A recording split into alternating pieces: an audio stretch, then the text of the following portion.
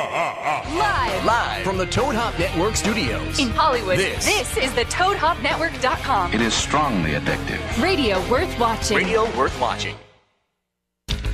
Permanent fixture of the Schmoes Know podcast. He might not always be sitting right next to us, but he's going to be there in some capacity. He's going to be the producer of the show, and we are very happy about that. So thank you, Kenny. Don't screw up. I accept the challenge. It's going to be an exciting, fun run. There's going to be some new rules, some dress code, some bathing rules. And are those all for you? Are those all for you? Yeah. It says the man wearing the "I'm So Over" wrestling shirt. Mm-hmm. All right. Now, without any further ado, let us talk about our guest here. Do we have her on camera yet, Jeff the engineer? Yes, we do. Look how good he is. Very wow, good look reveal, at that. Jeff. Well done. All right, today we are joined by a. She has been on the show once before. She has. She has. This one when it was in the early stages. Oh, when we broadcast from like your kitchen. Yeah, no, actually, no. She was in the second development when we actually moved to an office. Oh, that's right. And she was in the sound booth. So we validated parking. Well, we and knew. everything. We knew she was coming in, so we didn't want to embarrass ourselves. But she's back again. We are joined by the lovely, the talented, the wonderful actress, Cerina Vincent. Hello, Cerina. Hello, Christian. How are you? It's so good to see you. Thank you. It's good to see you as well. Yeah. All right. Yeah, thank you for having me. You're welcome. Can I jump in here though? Of Can I course. stir things up just a little bit? I hope I'm not going to be fired. I have a question, and Schmoville is going to. I'm trying to be ahead of the Schmoville wave, so I Okay. apologize. Yeah, Schmoville wave. Every time you bring a very talented, beautiful actress on the show, Yeah, what are you doing? rumors stir up on the internet that you may have dated them before. There's Bonnie Somerville, Starbuck herself. Yeah. I'm just going to dive right in. Dive. Did you and Cerina ever date? No, Cerina and I are friends. We have been friends for a long time. We are friends. This enough with the rumors. Everywhere you go. Are you serious? Yes. Not here. You know, we're doing rumors. We're doing rumors. It's like the internet rumors. You're unbelievable. I can't. We're doing movie talk today, and you're throwing. I know, this but is just not because you don't need to pretend like the past didn't happen. I think that's Oh. weird. And I think it's rude, actually. Did I really stir something up? Well, yeah. I apologize. I You mean, brought up. Well, I literally. You're throwing me off guard here because I'm normally kind of. Well, Yeah, all right, normally well, you're I mean, we such know a you're control. married, you have a baby, Yeah. all that beautiful stuff, Yeah. but it doesn't mean you have to. I just ignore don't think your personally. past. I just mean, don't think we are friends. That is true. We True. are Still friends, friends? but we did, yeah. You And did? I have proof, actually. You have proof? What proof? Yeah, Is that- I brought proof. Oh, that's what this little flash drive is Oh, for. Jeff? Jeff? Oh, look at that. There For we those go. listening on iTunes later on, I'm seeing some pictures here of a loving couple in a tennis Yeah, court. Christian likes to pretend like we didn't I don't know. have anything. This is pretty when convincing. That's pretty convincing. I'm going to be in a lot of trouble here. You remember that photo? I know. You remember what happened before Oh, that? That's Dane Cook.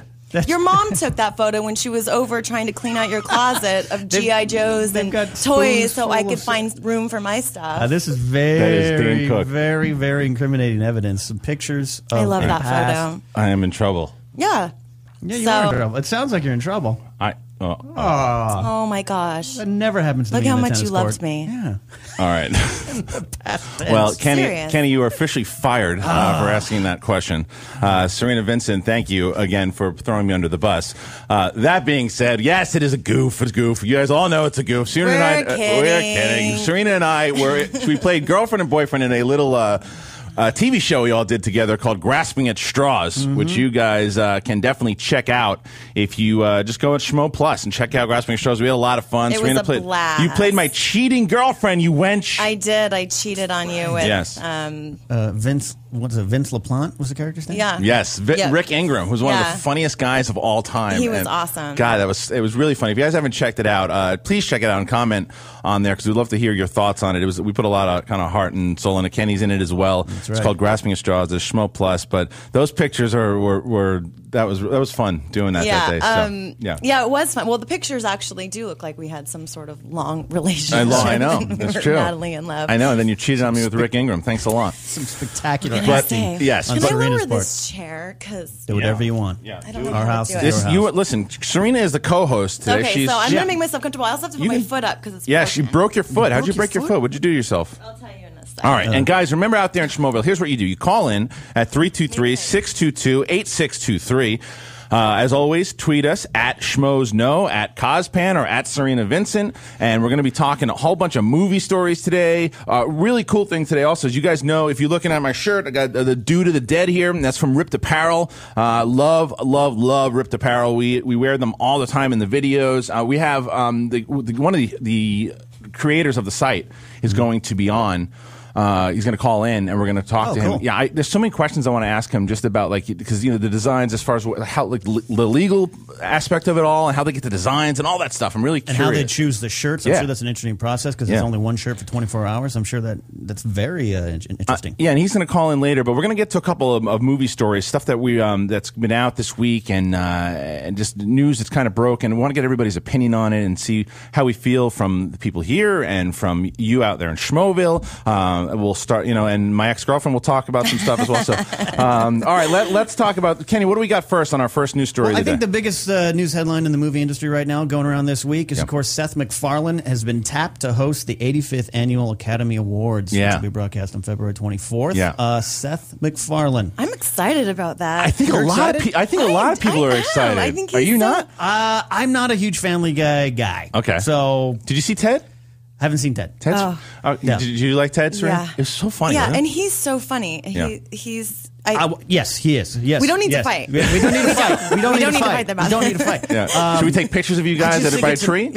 I know it's an out-of-the-box pick for the Academy. Look, I'm happy Billy Crystal's not going to do a schmeckle on the Dougal songs again. Yeah. But it's an out-of-the-box. I'll give him credit. It's kind of odd that Seth MacFarlane will be addressing the movie community at large and have. Why? He's got a hit movie now. He has a hit movie. He hosted SNL. Yeah, well, look, Blandly. here is my thing. I had this conversation with Ellis last night before he left, and we were talking about... Did you guys cry at the airport when that happened? I cheer when he leaves. I cheer. I literally cheer. But when before he left, because we saw Taken 2, and we'll get into that in a little bit here too. But after that, we talked about Seth MacFarlane and the Oscars. My thought is this. I think that what he's got that kind of musical background thing, and but he'll make it a little more South Parky fun type, But my problem is I don't want it to turn into a roast. I don't want to go to Ricky Gervais because the Ricky Gervais thing is a whole other conversation. But I didn't mind it as much because it's the Golden Globes and that's a farce in general. That's a drunk fest. It's a farce, and it's just that you give. Come on, The Tourist, really. But the Oscars should have more class to it, and. I'm all right with him cracking some jokes on people here and there, but let's not get mean because it didn't work out for Chris Rock. No, it absolutely didn't. So you said class, and that's what he's got to step up his game. It's like Letterman moving from 12:30 to 11:30. Now you got to wear the big suits and the ties. So let's see if he can do it. It'll be interesting to see if he can walk that line between what he's known for and class. Exactly. And all right, Schmoville, so call in at 323-622-8623. I want to hear from you guys as far as how do you guys feel about Seth MacFarlane hosting the Oscars? Do we think he's going to be good? Do we not care? And it's fresh though. That's what I like about it. Okay, I'll say that it is fresh. It's outside the box. Yeah, it's I thought it was different. a great choice. Hey, look, punch me in the face afterwards for first. You should. All right, you are in. You're in Schmoville. Who do we got? This is Matthew. Hey, Matthew, what's up, man? I know you're talking about the Seth MacFarlane thing. I think he could be good, but since not many people know his face, they just know the voices. I hope they don't overuse all the Family Guy voices as jokes. And also, besides that, do you think this can be like an Eddie Murphy thing where everyone was all excited for Eddie Murphy, then he kind of backed out, and then he just got Billy Crystal? Well, thank you for the call. That's a great question. I do not think he will back out because the difference is that was a producing. Well, it was issue. the Brett Ratner idea. Because Brett Ratner's such a dope, and he's making sexual comments and racial slurs and stuff like back and forth. So when he bails, the only reason Eddie Murphy signed on was because of Ratner, and they had a disagreement, and that's what happened. I think Seth MacFarlane is dying to do this. I think he's excited to do it. I think he's going to be in the spotlight, and it's going to do nothing but help his career. And I think he's a showman. He's a showman. I'm just my biggest thing with him is just whether or not he's going to, like I said. It could be a cavalcade of Peter Griffin, Stewie voices, and some 80s pop culture references, and that can tire quickly. And Serena, that's my fear. You're happy about it, though. I'm happy about it. Okay. I'm excited to see what he's going to do. Yeah, me too. Yeah. All right, and I think in general, that's going to be the general. Yeah, I think everyone. I think he could actually pull back a lot, and we could be expecting like really funny, lots of jokes, lots of Family Guy stuff, and then he not do anything like that at all. So I don't know. All right, you are in Schmoville. Who do we got? Hey, it's George, guys. What's up? What's up, Georgie? Hi. Hey, so I'm stoked for the Seth MacFarlane hosting the Oscars, but I heard him say, well, didn't hear him say, but read a quote that he said he can't treat the Oscars like a roast. Oh, really? Oh, Okay, that's cool. good. So, okay. I really Great don't research, think George. it's going to be anything like a roast. I think it's actually going to be hilarious. That's what I love about That's the Schmoville. Oscars in a while. That's what I love about All right. Schmoville. You'll say something, and then they have the answer. Like, well, on page Actually- 3. Don't love it too much because I just fired you and hired George to take your spot. So. George, thanks a lot, dude. All right, someone No else. problem, guys. Take Later care. on. Bye. Someone else can get your coffee. Where's Jeremy Jones? All right, okay, guys. So I know one more thing on Seth MacFarlane before we take off from this topic, and that would be at Zombie John says, let's go to the negative side here. Seth MacFarlane will ruin the Oscars. He's just wrong as a choice. The Oscars do not need his style of insulting humor. Well, going off what Georgie said, that maybe that's not the case, and maybe they'll move on. So I guess we'll give him the opportunity. He knows how to entertain. That's a given. So we'll see. All right, so let's get into one more. Well, 10:17. Why don't we talk to Schmoville? Back off for calling for a second because we're gonna have I want Paul Fremel to call in from Ripped Apparel so we can talk to him about Ripped. So Paul, if you're listening, call on in. Let's talk about the company because I think Schmoville should listen too about this because we always talk about Ripped and I believe this is him calling in. We want Schmoville to be the club. We want them to all order the same shirt on the same day. And we can walk around and we can just wink. And Paul's Hello. hey Paul. This is Paul. Hey, Paul, what's going on? You're live, Paul. Hi, Paul. Oh, hi. How you guys doing? Good, man. So, and Paul, I don't think I've ever asked you. I've talked to you on the phone a billion times. Is it pronounced Fremel? It's Fremel. Actually. All right, close enough. I've heard it a million different ways. All right, so Paul Fremel is joining us in Schmoville now, and it's really cool. Cerina, you've seen our nerdy shirts that we wear all the time, right? Look at this one. This is the Due to the Dead, which I really love. It's like I love that. Really no, cool, I right? didn't know this. Okay. Well, what Ripped does, and Jeff the engineer is actually putting Ripped up on the site. Right, he's trying to put it up on the site. But you guys out there right now, if you're not familiar with Ripped, go to the bottom of if you're looking at the video right now, on the bottom, there's a little Ripped banner right there, and a widget, and you can check out the shirt of the day that they have. Is that the shirt today? What is that? Greetings from Atlanta. Is that a zombie shirt, Paul? That is it's pretty much a Walking Dead inspired. I will be buying that as soon as this is over. I'll tell you that, especially with the season coming up right at the bat. So let us get into that then, Paul. So first of all, how did you guys decide? How long has the company been going on, and how did you decide you wanted to start this company? Well, I started it with two friends of mine. We've known each other forever, and it just turned out that we had the right skill sets to put together this company. Yeah. And it happened about 3.5 years ago. I was kind of the art guy, TJ's the web guy, Matt's the logistics and business side guy. And so it was a perfect molding, and we'd seen a few other sites trying to do it, and we thought, hey, I think we can do this, we think we can do it better. And so we've been doing it for 3 years now, and we're a lot different than we were when we started. So you have a shirt of the day? Is that what it is? The way it works is they do it's like 24 hours. So and we're up right now. You can see the shirt. Yeah. It's 24 hours. They have a design, and it's like from me out here, it's like 10 p.m. until 10 p.m. the next day. So every 24 hours, and it switches. And the one of the cool ones, they had like a Darth Bane shirt, which was like you had Bane from Batman, and then Darth Vader's helmet. They had all these really cool designs, very kind of nerdy and geeky, and Schmoville loves it. They love it, and because of that too, I think I mentioned before. If you type in our coupon code, if you type into Schmoes, you get the shirt for like $9 instead of $10. And by the way, $10 for these shirts. The quality is awesome. It's one of the reasons I like it so much. It's not like cardboardy. Some of these other companies that have Do they come in like baby tees? Yeah, they have sweatshirts. I'm gonna let Paul. You can answer this. I just did a Walking Dead thing. I want that Atlanta one. That's right. Yeah, Cerina just did a Walking Dead. You should go for it. Yeah. If you forget, it'll be gone. You can't get it tomorrow. Oh, really? Yeah. No, it's only 24 hours. This is a genius business idea. Yeah, it's really smart. We do have other items. We have the baby clothes, which are a little more expensive because it's a different printing process. Mm-hmm. We also just launched a few new items like coasters, posters, and what was the other one? iPhone cases right now. Yeah. Ooh, that's cool. We've kind of expanded our line past just the apparel.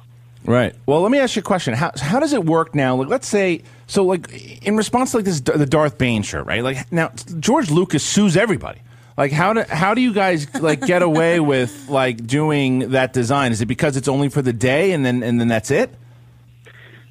Well, it's not quite that simple. I mean, we get our art from people all over the world. They submit it. Sometimes we'll go out and sequester something from people, but we don't ever commission pieces. People will send us. We look through the week's worth of submissions and decide, what will work in the slots we have available. And if something is too close to being copyright infringement, we just can't print it. And we've gone through a lot of. We have some IP lawyers that we've talked to try to mitigate what is the proper thing we can print and what can't we. And everything we print tries to be as close to a straight up parody as possible. Yeah. Well, so that it's kind of a new creation out of these other entities. So I'm curious. I'm curious now with that Darth Bane thing too, because there actually is a character in the Star Wars universe called Darth Bane. So did you guys get any shit for that at all? Well, yeah, there is. No, we didn't. now you will. Now you will. Sorry about that. That's why I'm lawyers right now. Yeah, I'm just kidding. His name was Darth Ed. So I mean, you have all these different things now. So you said something interesting, especially for like aspiring artists out there listening. So anybody can essentially submit to making a shirt. Oh, absolutely. Anyone can. That's great. We try to make it really easy. So if you're an artist out there, I mean, and you're listening, check out Rip's shirt, because you might have one of these designs that becomes one of these high-selling shirts. And speaking of that, what's been your highest-selling shirt this year so far? There was a design called Low-Key Charms that was much more popular than we could have expected. Yeah, I posted. So that was like our runaway hit. I posted that on Schmoville, and they ate it up, man. I saw some of those walking around Kamikaze. Yeah, so awesome, very cool. Yeah, and I noticed those Rogers and Stark shirts have been going around too. I was at a screening and I saw some dude wearing it. Guy who is he's like a senior editor for Crave, and he was wearing that shirt. Yeah, so I'm excited for your shirt, your company, dude. It's really exciting. It's been a pleasure to work with you guys, and nothing but the best for you guys.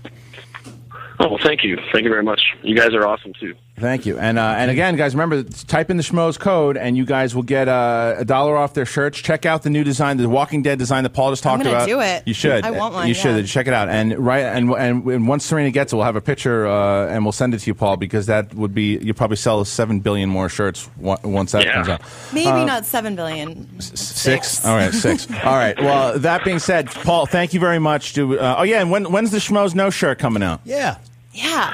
Hey, man, you got to be an artist and just submit it. We're just waiting. Ooh, there you go. You hear that, Schmoville? Schmoville, you are on call. There's a challenge from Paul. Submit a Schmoes No design to Ripped, and maybe we can get that on the boards. Paul, thank you so much. Bring it. All right, dude. Talk to you soon, man. Bye, Paul. The glove has been slapped across the face of Schmoville. I know, it's true. Well, not yet. There's a challenge. Like, I challenge you. So there you go, guys. That was really cool because what an interesting. I mean, because that's the type of stuff. Again, like especially people out there making YouTube videos and stuff like that. When you hear, it just shows you how much, like, the internet has so much like potential. There's so much that you can do. Like him and his buddies are sitting around going, "Man, people are making shirts. We could do this." And now they have like a successful business. You know what I liked? What he said is that he said that he already had a partnership. He had one friend that did this, and one friend that did that, and one friend that did this, and that's just a really smart thing. Like, you have to have all the pieces of like, in you this can't just business, be creative. that's You need to have someone that has a business mind, and it's it. All right, and that music takes us to our first break, and when we get back, we're going to talk a few more movie stories, upcoming movies this week, and then we're going to get into Tim Burton movies in the second half, so stay tuned.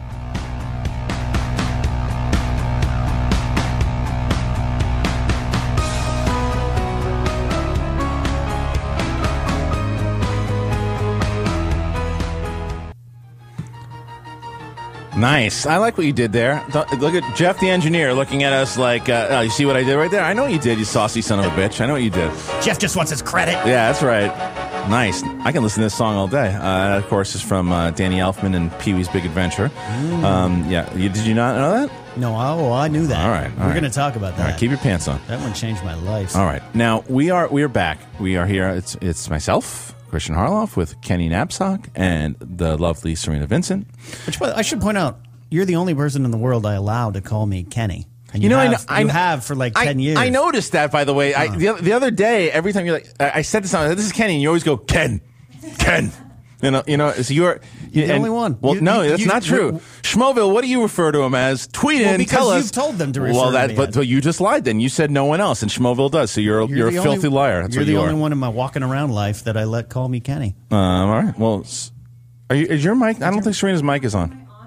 Turn me on. Come There on, we Jeff. go. She's so excited about the music. You forgot about Cerina Vincent. Where's your priorities? All right, here we go. Together. Now that's right. You tell him. You're our co-host. You can tell him whatever you want to do. Katie Sackhoff punches him in the face every 3 minutes. So now you guys were tweeting in before we went to break about what we thought of the Lone Ranger trailer, and we just watched it. I will say this: Gore Verbinski I really like a lot, and I really loved what he did with Rango. I loved Rango. I thought it was such a great movie. I think it looks cool. I hate that Johnny Depp is Tonto. What? I don't get it. He's not a fucking Indian. But he's an actor. He's acting like an Indian. But he's not an Indian. He's also not a pirate. Give a role. He's a good actor. There's definitely an Indian out there who can act. Really have scissor hands. Right. But no, it's not the same. I think it's a callback. I think it's an homage to the 1950s where we just were like, we need an Indian. He's not a fucking Indian. Put that guy in red face. No, I think that's what it is. This isn't the Shakespeare times when you have dudes dress up as women. Okay, there are Indian actors out there. There's a good one somewhere who's going. Hey, I'm Tonto. I've been wanting. It's like Andrew this was Garfield. Wes Studi's moment. Yeah, you remember Johnny Depp took it from him. Wes Studi is. I mean, maybe the old Tonto. When the gray hair is dead, Mogwai will eat his heart. Yeah, exactly. But the thing is, there was something. You know, Andrew Garfield was sitting around waiting to be cast as Spider-Man. There's some poor bastard that was waiting to be cast as Tonto, and they give it to Johnny Depp, who's going to be great. Who's going to be great? Yeah, he's going to knock it out of the park. But from that, I understand what you're saying there, and they're doing this a lot. You know, where when Gwyneth Paltrow was guest starring on a sitcom, it's like, really. Right. Like there isn't anyone else funny. Right. Yeah. Right. It's just nothing against Gwyneth Paltrow, but no, I get what you're saying. She's hilarious. Yeah. Yeah, it's just so funny. I just don't understand.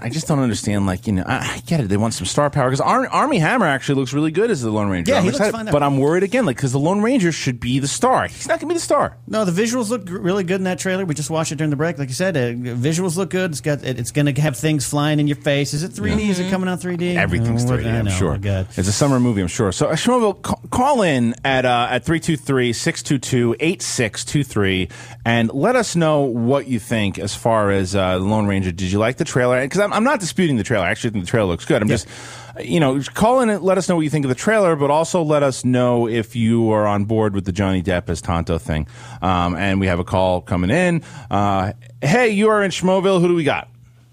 It's Matt. I watched the trailer too, and I thought it looked pretty cool. But I mean, like you were saying, with a movie called The Lone Ranger, and then you have the guy who was in J. Edgar, who no one saw. And then you have Johnny Depp as the side character, who they will make the main character. I don't know. It just looks kind of weird. Yeah, I just think, like you said, man, I think it's going to be the Tonto movie and not the Lone Ranger movie. And as far as Armie Hammer goes, you forget that he was the twins in Social Network, and everybody remembers him from that. Oh, that's right. Yeah, he was the twins, and he was pretty damn good in that. Yeah. But his roles haven't been fantastic since, because the J. Edgar thing it's the movie that was a shitbox, but not him. Mm-hmm. And again, he was so foppish in that stupid Mirror that Ellis loves. But I agree with you, man. I mean, the jury's out. We'll see. People are going to go to it in droves. They're going to love it. It's Johnny Depp. Yeah. He's doing something wacky. I think it looks really cool. Thanks for the call, dude. Thank you. Look great. You're welcome. So it's just racist. All right, so let's unless there's someone out there else you want to tweet in and talk about Johnny Depp or whatever you want to talk about with the Lone Ranger. Let's move on. Let's get a little more peaceful in talks here. What's our next story, Kenny? Oh, we're going to try to remain peaceful? I'm going to try. Okay. The news broke actually, I think, last week, and it's been made official that Matt Reeves, director of this is not a good way. Cloverfield, will now be directing Dawn of the Planet of the Apes. Christian, go. All right. I talked about this on Facebook, and I got some shit for it. Did you see the most recent Apes movie? No, I didn't. You should. It's really great. I loved it. It was one of my favorite movies last year. Okay. And I wasn't expecting anything from it. When Franco cuts his arm off, that's a different movie. That was good too. Totally different movie. But this, it was just such a surprise last year. It was like, and we do this award show every year called the Year Reviewers Awards, and we have a category called Shocked It Didn't Suck, and it was in it. And, nice. But and it also was in for Best Picture as well too. It was just and Andy Serkis who plays. Shocked it didn't suck. That's cute. Yeah, and thank you. So he's judging you. Yeah. But Andy Serkis, the great Andy Serkis, who plays Gollum in all the Lord of the Rings movies, everything. He played Caesar, the main character in Rise of the Planet of the Apes. So, and it was the director though, and I've said this a lot recently that the director has kind of become the star of the movies lately. Like back in the day, it was like the movie star. You could just sell tickets. No, didn't matter what the movie was. It was all about the movie star. Right. The director, like Christopher Nolan and guys like that, they've become like Paul Thomas Anderson. They become like you go to see it because they're directing. Mm-hmm. The NFL is a coaches league. Hollywood is now a directors league. Absolutely. And Rupert Wyatt. Rupert Wyatt. Yeah. Rupert Wyatt is the reason that movie was so great. And he left under dubious circumstances. Saying What they say, scheduling. But I'm on rushed. the studio. Normally, I'm never on the studio side. I'm on the studio side here. They gave him to 2014. Right. That's not like next year. I agree with that. Yeah. And he felt rushed by that production. He felt rushed by that? Rushed by that's what's being said in the press. Okay. So I want to give you a chance, though. I wasn't a huge fan of Cloverfield, but I didn't dislike it. Yeah. It didn't hit me like other people did. I just don't think it was the directing that made that movie so great. I think it was Lizzie Kaplan exploding. Yeah, right. It was the gimmick. It was the gimmick absolutely. of the movie that made it. So I'm giving you the chance. Yeah. Explain why are you feeling apprehensive about him, or is it just the fact that Wyatt left? That's the main concern. Is that Wyatt left? I think that no matter who it was, it's like if your parents get divorced, no matter how great your stepfather is, you still don't like him. You know what I mean? You know what I mean? And it's like, and so the guy comes in. I never saw Let Me In, and our buddy Chris Stockman, who saw it, loves the movie. Talked about it. A lot of people tweeting in that they liked it. I know a lot of people love the movie. I love the director, and I just like I said, it's more about Rupert leaving to me than anything else. Okay. But I'll give it a shot. I just don't. The thing is, you'll be there. Of course, I'll be there. But the thing is, too, I just don't know. It's like everything that he wanted to do, he did. Yeah. And the emotion, the score that he put together, the composer he hired, the way that he wanted. Now, does Matt Reeves love it so much, or just as much, or is he just taking a job? That's what it scares me. I guess we'll see. Yeah, we'll see. But I'm just like I don't know. So guys out there, I know. I pasted. Yeah, I copied and pasted this on Facebook the other day, and I got a lot of people are very excited about it. Do you understand what I'm saying? Tweet us, call us, let me know. 323-622-8623. Are you excited about Matt Reeves directing Planet of the Apes, the sequel? So, I don't know. So what's Kenny, how are you feeling about it? Look, like I said, I didn't dislike Cloverfield. The problem with me, I literally was driving around town looking for a place to see it on the night Cloverfield was out. It was like sold out. And my writing partner called me and was like, oh, I'm still scared. I'm actually still shaking. And me and my girlfriend at the time were like, oh, this is going to be so exciting. We went in and we're like, that's it? That was it? Okay. What? Apes? Cloverfield. Oh, Cloverfield. Okay. Apes, I was like you. I was like, I love the concept of apes. Yeah. Like, a prequel of how we got to that point in the Charlton Heston movies. And I thought they set it up well. So, I see what you're saying. From Cloverfield, can the director match what White did? You got to give him a chance. Right. Well, all right. Well, how about Schmoville? You're not convicting Reeves here. No. I'm not saying he stinks. I thought because your reaction so far has been like Reeves. And initially I overreacted. I'll say that I overreacted because you're very passionate. I am very passionate about. But you dated him. He's a very passionate person. All right, Schmoville, who do we got? It's Matt again. Hey, Matt. I know. I kind of agree with you that. It's not. The director Matt Reeves doesn't seem like a bad choice, but it's the fact that Rupert is leaving, right? And the fact that the director of Rise, which was amazing, says that 1.5, 2 years is too long. I can't imagine how someone who's new to this franchise thinks that those 1.5, 2 years will be enough. Fantastic point. Thank you, Matt. Point, yeah, no, it's a great point. It's just a matter of it's like if. Well, as far as Reeves is concerned, you get an opportunity, you're going to take it. Of course, when you were take like, "Hey, I've just fired Ellis. Can you step in?" I'm You like, jump. "That's tough shoes to fill, but I'm going to do it." Speaking of which, at Joey Beans 81 tweets in Napzok on Schmo's No. Shocked it didn't suck. That's so funny. Tweet of the day. All right, you're in Schmoville. Who do we got? Hello. Are you there? Yeah, he's there. He's on backlog. Hello. Hey, man, you got to turn your computer off, buddy. Who do we got? Hi, this is Gavin. Hey, man, what's up? Just commenting on the choice of Matt Reeves for the Yeah, how do you Right. how do you feel about it? I feel pretty good. Let Me In is actually my favorite film of 2010, so I think it's a pretty decent decision. I like Cloverfield a lot, so All right, well now I don't mind this cast. See, Reeves got some. No, peeps. he's got some peeps for sure. But let me. Were you a fan of the Rupert Wyatt apes? Yeah, I really was. I think it's right, second best in the series after, of course, the original, right? So does it scare you at all that a brand new director with a brand new vision is coming in? To a degree, but again, I'm confident that he can do a good job after seeing his previous. Okay, film. look, You're an optimist. I like that. Thank you for the call. I'm all about optimism in Schmoville. I think in general, don't people usually go into a sequel like with a sort of half glass empty depending kind of look? though, but it depends. I mean, not look at The Dark Knight.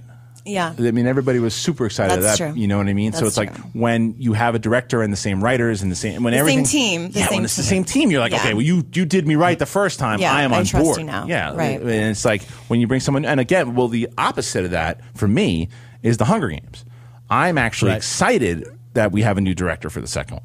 Absolutely. But it's different though because and a writer set for the third one too now. yeah, and that was Who's exciting. directing the second one now? The second one directing is not Kenny. Do you have that? I don't have info? that available. All right, we'll right find now. that out in a second. But they just cast Johnny Depp as Katniss.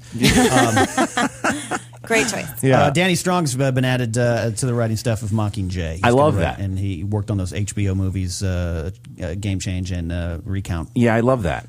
Because that I like. I mean, but that's different now because you're taking books and you're taking people like the source. You material. have the source. You have the world. You already have the source material, and you're taking new people with new credits and stuff to work on them.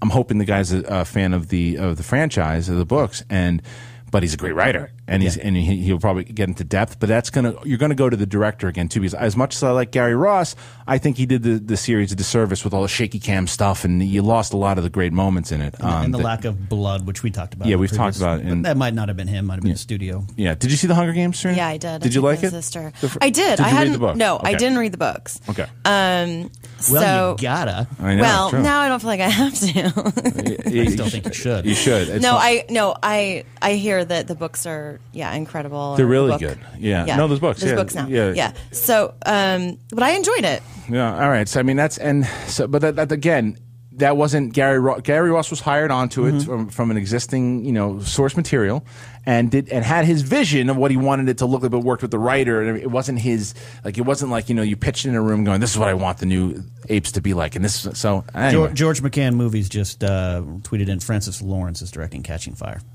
Oh, okay. There you go. There you go.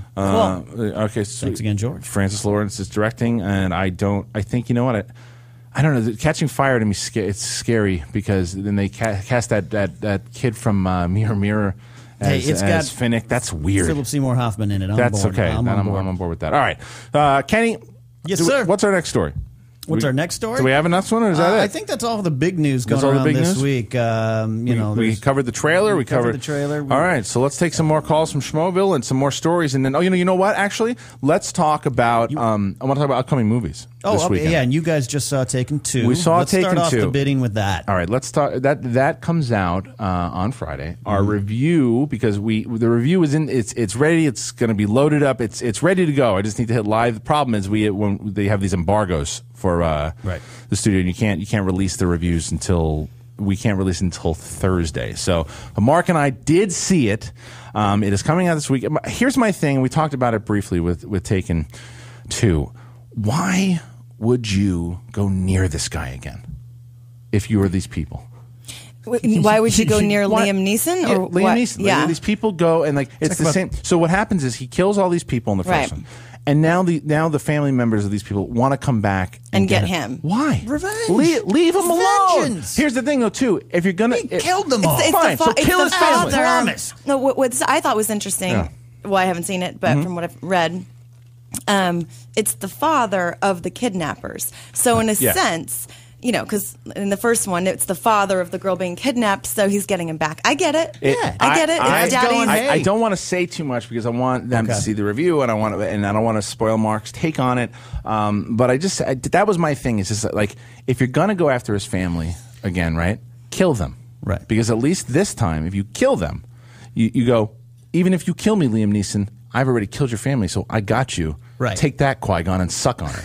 You know, but what is your midichlorian count? Yeah, exactly. But you're applying some logic to Hollywood production there. You know, the movie, that'd be the movie. Boom! I killed your kids. Yeah, you're done. Yeah, you're done. But anyway, look. I'm really looking forward to seeing this. I really liked The First Taken. I love The First Taken. Yeah. I think a lot of people are looking forward to it. Absolutely. It's an action movie, and again, I would like to see Liam Neeson versus the Expendables. That would be a great movie. But look, Taken 2 is coming out. It was one of the surprise hits, the first one, because the trailer for the first one was what got everybody. Yeah. That's the particular set of skills line that it really cemented. So plainly, not plainly, but just like straightforward marketing. Like it's Liam Neeson saying he's going to kill you. That's right. Yeah. I'm on board. That's right. Larry, we're going to take a phone call from Schmoville. So we're talking about Taken 2 real quick. Hey, you're in Schmoville. Who do we got? Hey, this is Chris from Minnesota. I just wanted to say something about Taken 2. Yeah, Chris, what's up? Yeah, I just kind of figured, you're talking about like the plot and everything about, trying to get all like serious and stuff about the plot, and I just kind of think that it's more about Liam Neeson kicking ass than anything. And I agree with you, and I agree with you. And look, I saw the movie, and again, and there's some really good ass kicking, and that's fine. But you have to. But even though the first one, the story wasn't the best story, and I didn't take it completely serious. No. But there's just some. Again, I don't want to say too much. I don't want to say too much. Do you? I'm sorry. What was your name again, man? Chris from Minnesota. So, Chris, do you watch Mark and I's reviews, or you just listen to the podcast? I watch every one of your reviews, man. Oh, nice. Thank you very much. All right, well, our review is more than me. Do me a favor, Chris. Tomorrow, we're going to release the review tomorrow. Let us know what you think of the review, and then after you see it, come back and comment, because we try to comment back to you guys all the time on the reviews. So I would love to continue this conversation with you after you see the review, and then after you see the movie, and we'll see how we feel together. Right on. I'll let you know. All right, brother. Talk to you soon. Thanks for calling in. My dad texted me from the movie theater. He likes to do this. Like if there's a movie that I have to see, I can tell he's in the middle of it. Yeah, I can tell. Hey, dude, stop texting. Yeah, Cerina Vincent. Everyone, calm down. He have to see Taken. Have to see Taken number too. 2. Good. See Taken. And I hope it does well. I love Liam Neeson. I love him as an action star, and I love the fact that he's becoming like the new Chuck Norris. Everyone's saying all these things about him. All right, you are in Schmoville. Who do we got? It's Oz. I just want to talk about Taken 2. Taken was probably one of my favorite movies. I don't know why. Wow, yeah, because it's just fun. And I have a feeling this is going to be another Hangover where it's just, you're going to see the first one. The Hangover 2 I thought sucked. Yeah, I'm with you. So I just feel like Taken should kind of be untouched, and it'll just be known as Taken instead of Taken, and then there was Taken 2, which sucked. Right, like Taken again. Taken 4, Space Adventure. I just so much I want to say, but I can't say it right now. So. It's killing me. I really want to see Taken 2. I'm going to see it regardless of what you and Ellis say. But and I think, if you're a fan, you should see it. I agree that dude. There seems to be this feeling of the first one. Wow, that really caught people by surprise. We made some money. Let's do another one. What can we do? Yeah. And that happens sometimes, and you don't have to watch the second one on HBO when it plays 15 times. I got it. Nick Wiedner just tweeted at Jeremy Johns, the Schmoes Know and Cospan need their coffee for the podcast, no sugar. That, of course, is a reference when Jeremy Johns, who you met last time you were here. Yeah, oh, right. Very, very, very talented movie reviewer, very funny guy. He was a guest. He was in town, and we had both Katie Sackhoff and Sean Astin on the show. Oh, fun. And Jeremy was nice enough to go get coffee for us because for the beginning, and everyone. I didn't want. Everyone was breaking his balls, and you guys broke the guy's balls for doing it. I think the backstory was he's a huge Battlestar fan. You get to be he's wanting to meet. Spoke to Katie before. Wanted to meet her forever. Get to sit right next to her on the podcast. You got Sean Astin, Lord, Hobbit, Samwise. Right. And you're like, hey, dude, can you run and get coffee? I didn't ask him to do it. Sean Astin asked him to do it, so of course he said yes. Hey, I agree. Anyway, all right. So the Taken 2, it's out there. It's coming out this week. There's another movie coming out called Paperboy. It's a small movie. I don't know how many people, how many cities it's opening in, but it's Nicole Kidman, Zac Efron, Matthew McConaughey, and then someone else interesting. It's such an interesting interesting ensemble of a cast. Yeah, right? and Ellis already saw it, and our review is actually up on the. You can go to our YouTube page, youtube.com/schmoesknow, and check out his Paperboy review, and he equated it to eating a burrito and having this big stuffed burrito, and then right in the middle of it just all falls apart. Like there's so much inside of it, and it just falls apart. So I mean, apparently Nicole Kidman pees on Zac Efron halfway through the movie. So there you go. I'm on board. All right, you are in Schmoville. Who do we got? Wow. Hey, you got yet another Matt calling. Is this Matt Reeves? No, another Matt. I'm Matt. Curious. Do you have any early box office predictions for the week? Oh, that's a good. Ellis isn't here to fail miserably, so let me step in for him and try to be I can positive. fail just as good as Ellis. You can. That's a good one. Thank you. Well, I happen to think that the movie we're about to talk to next is going to be the #1 movie, and that is Frankenweenie. I agree. Yeah, I think Frankenweenie will be #1 at about 25 to 30, and I think that Taken 2 will be in second with about 18 to 20. And then we just tail off from whatever was last week. Frankenweenie. Yeah. Tim Burton? Yeah, Frankenweenie. Back in the saddle? Yeah, and we're going to be talking about all Tim Burton's movies in the second half. So let's talk about his upcoming movie Frankenweenie. And this was, there was a short film. This is when he worked for Disney. He made a short film called Frankenweenie. And you know who the kid was in the movie? Bastian from Neverending Story. Oh, really? Oh, that's precious. Do you know what the story is about, Frankenweenie? No. So this kid, he's he's kind of eccentric, kind of like Tim Burton, and he's a filmmaker, and oh right, and he's got a dog. And he's got a dog. Yes, and, I do know. And I almost cried in the trailer. Yeah, the dog dies, but he's Frankenstein. He's Victor Frankenstein. So he brings back the dog. He figures out how to do it with lightning, and then all this kind of crazy shit happens too because there's people try to find out his secrets and bring back more things. So Tim Burton made this in like '84, and he now, because he's Tim Burton, comes back and says, now I want to do my first animation film ever with Disney, and does a stop motion full feature movie of Frankenweenie. And Mark and I also saw it. Review is up. We can talk about that because the review is up. And I really enjoyed this movie. Mark gave it like 4.25. I gave it 3.5. Probably go a little higher. I just don't do that stupid 3.85 thing that he does. But it's good. I think it's Burton's best movie that he's done in a long time. Wow. Yeah. Because he's been in a little bit of a rut, according to public opinion. Yeah, yes. Right? It's opinion in general. Yeah, he just has opinion in general. In general, private and everyone, public opinion. Everyone, Okay. like even his dog thinks that. Come on, man. Put me in. Even Helena Bonham Carter thinks that. Yeah, she's like, thanks for keep giving me jobs, but let's make a hit here. And not to say this movies have like Dark Shadows was awful. Awful. And then Alice in Wonderland, I know a lot of people hate that movie. I actually liked it. I understand why people hate it. Alice in Wonderland was always my favorite Disney movie, so I kind of like when they went back, and I like the visual style of it all.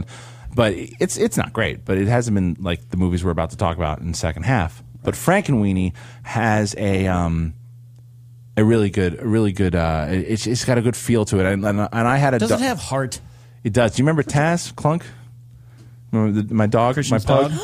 Of course. He passed away. No, he passed I'm away. sorry. Passed away about 2 years ago. Oh. So I'm not going to lie. Did you cry? I teared up. I teared up because the thing Christian. was I haven't teared up in a movie since Young at Heart, which is if you have seen this movie Young at Heart, it's an emotional trap. Listen, you see this movie Young at Heart. It's these old people singing. Oh my God! I cried everything. You'll cry your ass off of this movie. I couldn't cry right now. Yeah, Young at Heart. It's crazy. The Coldplay part. Anyway, so it's Frankenweenie. My best friend went to the premiere of Frankenweenie, and he's a big animal lover. And what did he say? And he said that it was the best film he's seen in a really long time. Good. See, and it is. It's a feel good movie. It's fun. It did. It tugged on his. I grew up with a wiener dug. Two wiener dugs growing up. Yeah. So in fact, Frankenweenie wiener, it's going to die. I'm going to cry. You'll tear up because it pulls at the emotional heartstrings for sure. Absolutely. I cried at Armageddon. So well, I think some people did. That's Steven Tyler's song. Yeah, I cried at Ben Affleck's acting. I cried at Deep Impact. I was on that side. Nice, well done. Okay, so you guys out there, give us a call at 323-622-8623. We're about to go to break here, but I want to get one call in there and tell me what movie you want to see out of the three big releases, 323-622-8623. And then we're going to come back, and it's all about Tim Burton, folks. But if we, let's see, if you guys any tweet in, Schmoville, here we go. We got a phone call right here. All right, hey, you're in Schmoville. What movie are you looking forward to this weekend? I was going to say Taken 2, but honestly, I really think I'm going to go for Frankenweenie. Yeah, well, let us know what you think. Call back next week or tweet us in and let us know which one you saw and which one you liked. All right, thanks a lot. Okay, so we're gonna go. We're about to go to break for Cerina Vincent, myself, Kenny Napzok. We'll be back in about 2 or 3 minutes. See you then.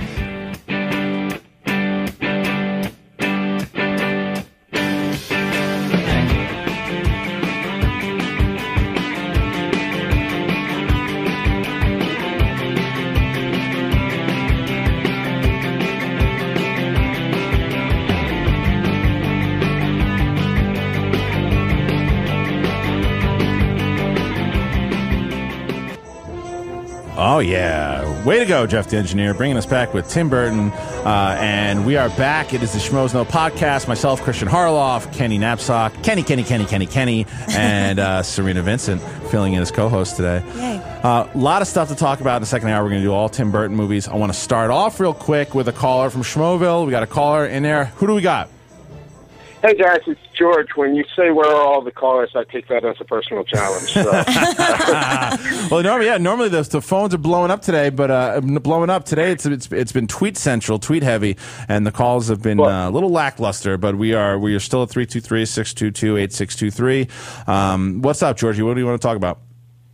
So, I know you guys are going into Tim Burton, and I just wanted to say, like, the movie that introduced me to Tim Burton was Batman, but the movie that made me love Tim Burton was Nightmare Before Christmas. There you go. I love that movie. Okay, if you're going to say Dark Shadows, I was going to hang up on you.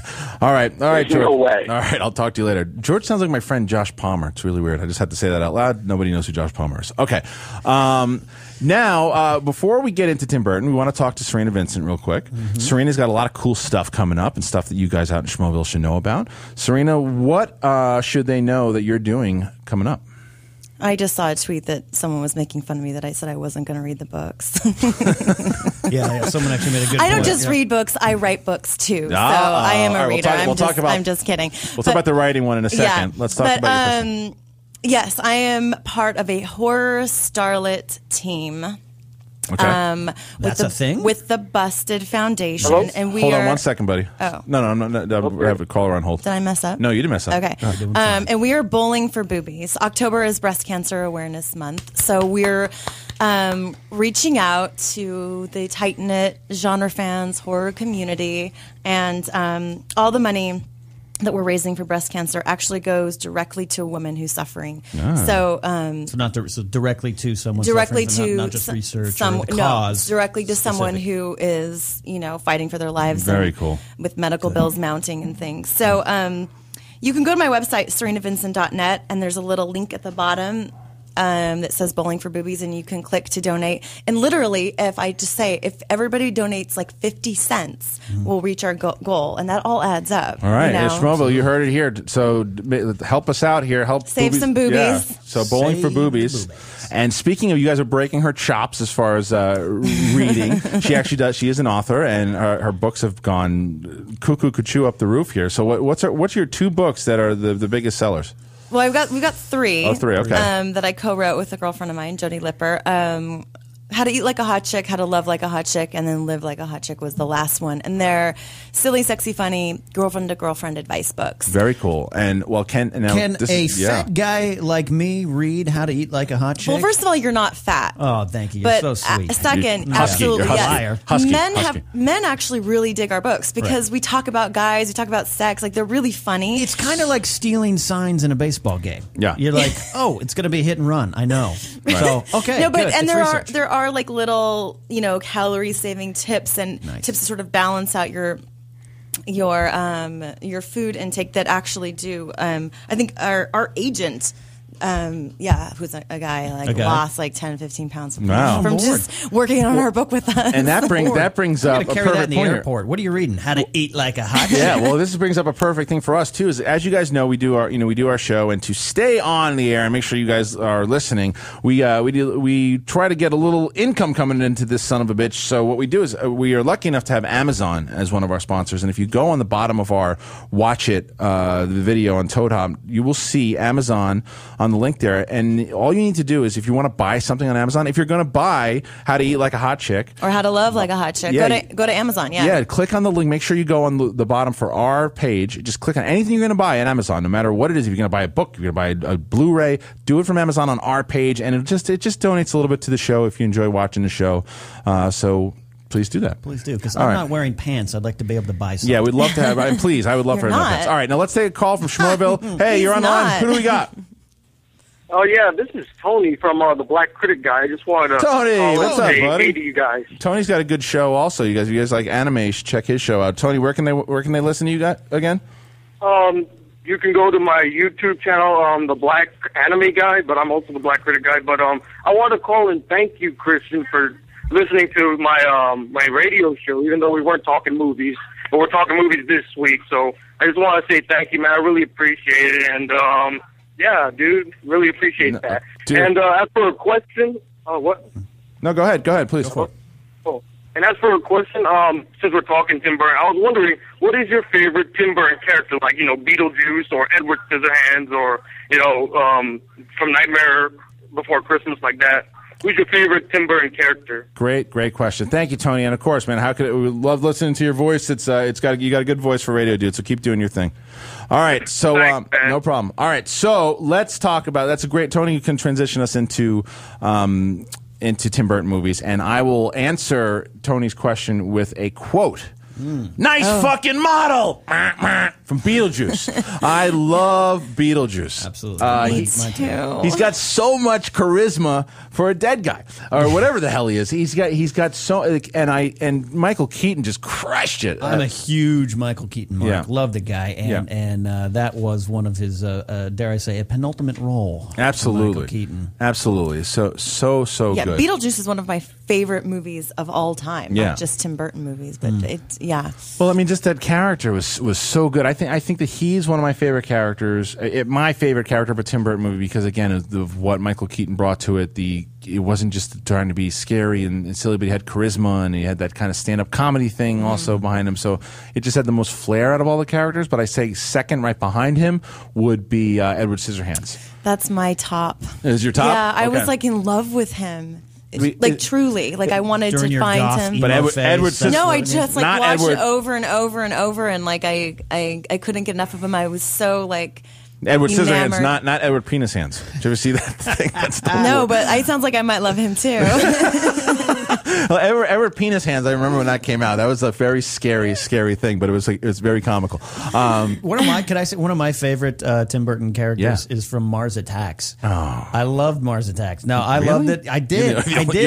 Me and the two other people from Wisconsin or something. With Paul Winfield as General Casey. And when he's going to the big meet with the aliens and he's on the phone with his wife and he's like, I told you if I just was quiet and minded my manners and I'd eventually move up, and then he gets killed. I just love that kind of social bureaucrat that's true. guy. Yeah. It just was one of my favorite moments. Tim Burton's had a lot of great characters. And we'll start talking about one of his movies in general really quick. But before we do that, normally Ken Napzok is the mad tweeter of the show, but he has competition on the show, and he goes by the name of Josh McCouga. McCouga's up? McCouga is up. My new book, this is from Josh McCouga, my new book, How to Eat with a Hot Chick, starts with me not eating a 33-ounce chop at Mastro's and chugging 4 martinis. Josh McCouga, awesome. That's pretty funny. Yes. I will say How to Eat Like a Hot Chick is all about actually eating, and you can eat a chop and drink a beer. You can't eat it every day. It's about managing the calories, right? Balance. Like this morning for breakfast, I had boysenberries. I wrapped them on a donut, but I had boysenberries. Yeah. That's a start, right? No, it doesn't. It's just start. And you're drinking a Monster. What's Monster Rehab? Did you have a coffee already? I did have a coffee. This my heart's gonna explode. That scares me. Holy crap! I'll read the book and I'll find out what I'm doing wrong. Yeah. I said on Twitter recently I like reading the ingredients on the energy drink so I know what's going to kill me. Yeah. All right, let's start talking Tim Burton movies real quick. All right, so who do we got here in Schmoeville? Hi, it's Dylan from Connecticut. What's up, John? Connecticut, nice. What do we got? About the Tim Burton thing, I think that I'm not going to mention any general favorite movies, but in the past decade, his most underrated movie has been Sweeney Todd, which has been his best movie. Yeah, that's the one I've never seen. Sweeney Todd. Oh, it's good. Yeah, it's okay. Thank you for the call, dude. Yeah, Sweeney Todd is one of the ones. Yeah. that I never, and I think that was right after Charlie and the Chocolate Factory, around that same area. It was 2007. Charlie and the Chocolate Factory, 2005. Right.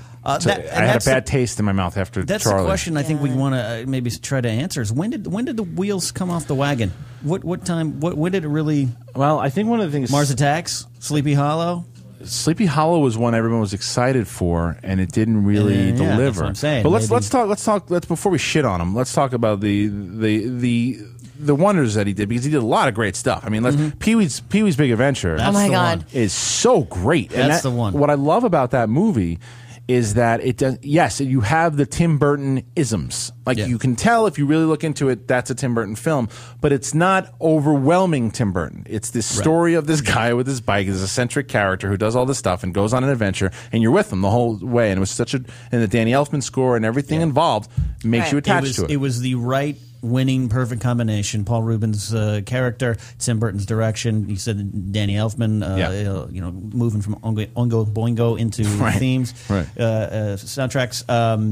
I loved it. It changed my life. I'm one of those nerds, and for 2 years in a row, 5th grade, 6th grade, I dressed up as Pee Wee Herman for Halloween, and had a Pee Wee themed birthday party where I turned my house into his playhouse. So obviously, you had nice parents. They were. They kept me. Kept you going. Well, they encouraged my weirdness, which is why that's good. My mom goes, "Why aren't you married with the kids?" I go, "Let me start with when you let me have a Pee Wee party." That's right. Pee Wee party. But yeah, so that for me, but your point is valid. Tim Burton, much like say Wes Anderson, starts becoming Wes Anderson. Yeah. Starts becoming Tim Burton. Oh, I'm going to do a Tim Burton movie. I better chug a bunch of my That's the problem. Tim And that's what I liked about Frankenweenies. Even though you knew it was Tim Burton, you had more. It was more about the element and the story and the characters, and I think he's gone away from that. All right, you're in Schmoville talking Tim Burton movies. What do you got? I wanted to get all your opinions on Charlie and the Chocolate Factory. And I know a lot of people don't like it, but as someone this is my favorite book of all time. I love Gene Wilder, even though it scared the shit out of me. But I love the Charlie and the Chocolate Factory one. And she wants to know, I know Christian, you said before you didn't like it, but Kenny did like Mars Attacks, so I wanted to know. So you have hope that he might like this one. Thanks, dude. I had Charlie and Chocolate Factory has a special place in my heart because in 7th grade I played Mike TV in the junior high production of Willy Wonka and the Chocolate Factory, and I love the Gene Wilder version, of course. I didn't like it at first, and over repeat viewings on HBO on lazy Sunday afternoons, I grew to appreciate it. I think we watch. I don't know how old. What's the kid's name? What's the guy's name that just called in? That was John. Is he gone? Okay, he sounds a bit younger. I watched the original with Gene Wilder one over and over and over and over and over again. Yeah, absolutely. So you kind of sounded like him on the boat. That's what I was going for. It worked. Yeah, that's good. Look at you flirting. Nice, way to go. You like guys that look like Will Forte? I like guys that play Mike TV. Thank you. Yeah, and I don't look like Will Forte. I look like Dan Aykroyd in Grosse Point Blank. Let's get that right. Who do you guys think he looks like? Tweet on it and let us know. Now, as far as his question is with me and Charlie and the Chocolate Factory, here's how this goes. I love the original. I love it. I mean, it's one of my favorite movies of all time. And I love that Willy Wonka has all these political views on the internet now. Does he have his own tweeting account or something? Memes. Oh, okay. So I love how you said that with such disdain.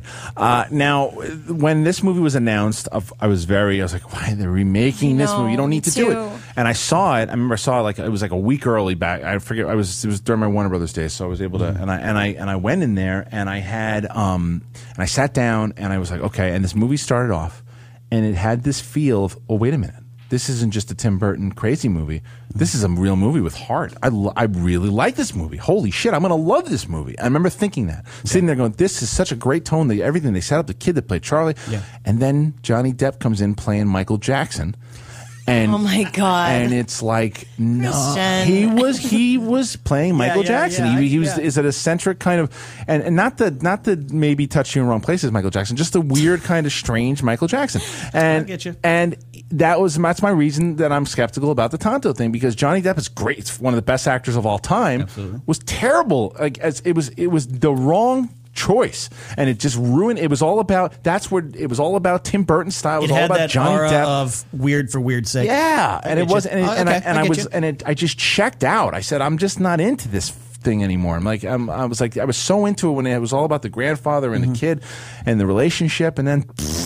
I agree. I wasn't into it, and I think it's because the other film, and the book had such a special place in my heart that I couldn't get around. Yeah, and again, Josh McCouga with his second one of the day. Charlie and the Chocolate Factory should have been in Flint, Michigan, so it would be shut down by now.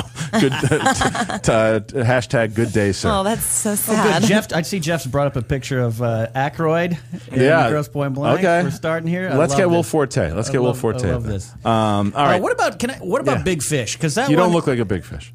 Oh, the movie. Yeah. I actually really liked Big Fish. I like Big Fish. Yeah. It tugged at my heartstrings. Probably not going to cry in Big Fish as much as I will in Frankenweenie. But again, did you see that? You see that, and it's an ongoing theme here. When he focuses on his characters, and when he gets away from the Tim Burton style thing, he makes great movies. Not good movies, great movies. And even although the one where he went style heavy and was a great movie was Nightmare Before Christmas.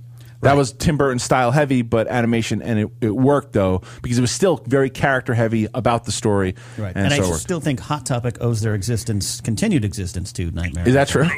All right. So, all right, you're in Schmoville talking Tim Burton movies. Who do we got? Turn your computer down, my friend. Zach. Hey, dude. What's up? Zach. Nothing. I just wanted to let you know I totally agree. He looks just like Will Forte. Thank you very much. Thank you, Zach. Yeah, he does, doesn't he? It's true. I'm on Yeah, it. and I just got one more thing. If I could just ask you one more thing. Yeah, of course. I'm going to see Frankenweenie. Yeah. Bring tissue. And my dog passed away 3 months ago. I'm just wondering if you think I'll be able to see it without crying. No. You're going to cry Dude, when the opening song comes Dude, in. I was very... You're crying now, Zach. Zach, I hear you crying now. Zach, how long have you been watching Mark and our reviews? About almost a year now. Okay, if you go back like in the 2008 area, and look at our Bolt review. My dog Taz, who I love more than anything in the world, was actually in that pilot I was talking about that Cerina and Kenny did together, and that was 2 years ago that my dog passed away, and I teared up quite often in this film. That's just kind of keep me from it. I know I'm just going to tear up. See it by yourself. Go through the emotions. Go through it. It's worth seeing, and you know what? It might serve as therapy. I was going to say that's going to be like you need to mourn this, or else it'll eat you from the inside. How to mourn like a hot chick. Yeah, what I would say is don't see Marley and Me. But don't see Turner and Hooch. Yeah, but this is one that you should see. But just don't try. Just don't try to resurrect your dog. That's the only thing I say. All right, thanks guys. Nice talking to you. Talk to you later. So see, you do. You look like Will Forte. And from now on, we're going to call you. We're going to call you. Yeah, we're going to call you Ken Stink. Jeff, when you're ready to do that contest, just let us know. Let us know. Hey, look at the camera and smile. Look at the camera and smile. Wait a second, not yet. Yeah, right there. All right, hold on. There you go. All right, not yet. All right. Well, Kenny, you tell him when. All right, we're taking calls from Schmoville. I want to get some more. Let's talk Tim Burton stuff. Okay, we're talking. Oh, I just lost you. All right, we are talking Tim Burton movies. We are in Schmoville. Who do you got? I was just wondering if you guys heard of Tim Burton's new movie that he's going to do soon. Which one's that? What you got? It's The Hunchback of Notre Dame, starring Josh Brolin. Really? Is that true? Really? Interesting. Yeah, he's saying he was really excited to start playing ever since during the interviews in Men in Black 3. Wow. Okay. I mean, that could be cool. I mean, he's good with weird, quirky characters. But thank you for the call. Like I said, it's just a matter of if he focuses on that, on the character more than just the weird style. All right. I like Josh Brolin. That's Aren't you glad it's not Johnny Depp? Yeah, Depp. he'll probably be playing the hunch. Oh right. Yes. Of course. So, you ready to do it? Okay. So here, Jeff, the engineer, just is bringing up. Look at All the right. camera. Now you guys look. Now you're looking on screen. You see Kenny and Dan Aykroyd from Grosse Pointe Blank. You guys can vote in. Think if he looks like that, or let's go next. Greg Stink, otherwise known as Will Forte, and that's our winner. That's our winner. You think it's a winner? That's our winner. I'm on. I love Will Forte. Serena, what do you say? I did my time in the I Groundlings. think you're right. I think it's Will Forte. I think it's Will Forte. It's Aykroyd? Right. No, It's it's not Aykroyd. It's Aykroyd. No, it's not. I look like a 55-year-old fat serial killer. If you want to look like Dan Aykroyd, I mean that's. I don't really want to. His other thing that he likes to say is that he looks like Matthew Perry before he was sober. Yeah. Yeah, that was for my old stand-up act that I've since retired for good reason. That's true. Okay, so let's. I'm going to take a transition from Schmoville real quick, and so you are in Schmoville. We're talking Tim Burton movies. What movie would you like us to discuss next in the Tim Burton world? I want you to discuss him as a producer because I find he's kind of Man of Steel hasn't come out yet, like a Nolan producer, where if he's directing it, he can do whatever he wants and make any movie he wants. But if he's producing it, he can do The Nightmare Before Christmas, which he produced, James and the Giant Peach, which he produced, and he's a pretty good producer. Yeah. All right. Let's. We're looking at some of his producing credits here. He's got this Big Eyes thing that's coming out that he's producing. This is that's cool. It's a drama centered on the awakening of the painter Margaret Keane, her phenomenal success in the 1950s, and her legal difficulties she had with her husband, who claimed credit for her works in the 1960s. Who's directing it? Scott Alexander. It looks like an animation film with Ryan Reynolds and Reese Witherspoon. That could be cool. What else does he produce? Looking to producer Frankenweenie, Abraham Lincoln, Vampire Hunter. Not a good credit. You like that movie? No. Oh, okay. Okay, not a good credit. I didn't like Batman Forever. I don't think anyone did. Yeah, we're going to talk about the Batman movies from the second half because that's and we've talked about them before. But 9, I've never saw. People love 9. It's all right. No, you didn't love it? Okay, Corpse. He's getting he gets producer credit on one of my all-time favorite horrible movies, Cabin Boy. See, yeah, so I don't know, man. His producing credits aren't that great. Cabin Boy. Well, I guess I Chris just Elliott love vehicle. James and the Giant Peach and Nightmare Before Christmas. James and Giant, and that's animation, right? That was his. Yeah, those are kind of like Frankenweenie. That's his wheelhouse. Looks, he came from Cal Arts. That's what he knows and knows well. It looks like his animation. I think that you're on point there with his producing on animation. I think his producing feature films he should stay away from. Great. There are some movies that he directs. Like, have you ever seen Ed Wood? I'm so glad you brought that up. Okay, that's the next one we'll talk about, my friend. So thank you very much. I've never seen Ed Wood. I love Ed Wood. Either, sadly. Ed Wood's very good. Martin Landau. Did he get the Oscar for that? Someone in Schmoville correct me. I'm trying to check on the internet. But one of the reasons I love Ed Wood is one of the actors in it was George the Animal Still. In which Ed Wood? In Ed Wood. That's great. Absolutely. That's great. Okay, so and to only be fair. Because we get this thing all the time. Cerina, let me ask you a question because Schmoville likes to tell me in every video. Without saying anything, I probably gave it away, but who would you say, if Jeff was going to make a screenshot of myself, who should he put up there? Oh, Dane Cook.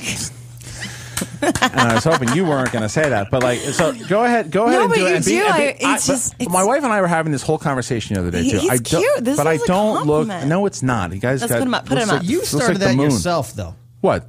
The Dane Cook thing came from you. No, it did not. When I performed back in 2001 at the Boston Comedy Club, a guy came up to me. Dane Cook wasn't even famous. He said, "You look at this guy, Dane Cook," and it was the first time I ever heard it, and I've heard it every fucking review ever since. But I know.